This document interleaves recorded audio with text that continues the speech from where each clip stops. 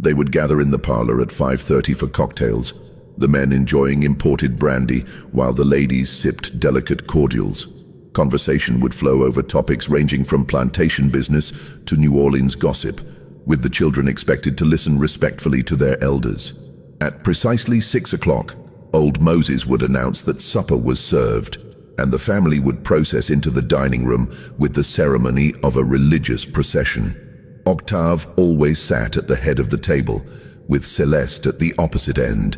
The children and extended family members took their assigned seats according to a hierarchy that had been established years ago and never varied. Grandmère Beauregard, despite her advanced age, maintained her position of honor at Octave's right hand, while Auguste sat to his left. The conversation during these meals was carefully orchestrated, with each family member understanding their role in maintaining the image of harmonious prosperity. But beneath the surface of this carefully constructed domestic tranquility, tensions simmered like a pot ready to boil over. The spring of 1847 had brought unusual stress to the Beauregard household.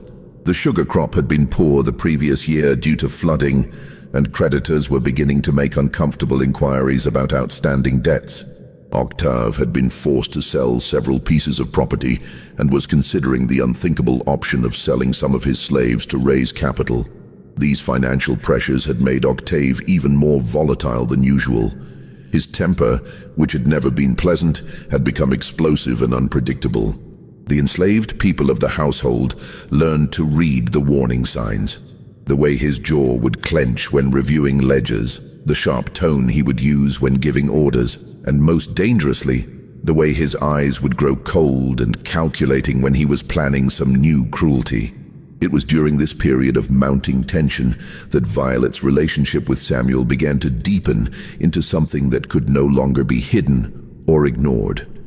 The catalyst for the tragedy that would unfold came on a sweltering Thursday afternoon in late June 1847, when the Louisiana heat seemed to press down on New Orleans like a suffocating blanket.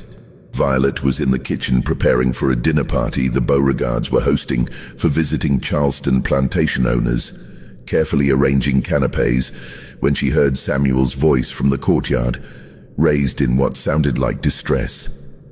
She rushed to the kitchen window and saw a scene that would forever change the course of her life.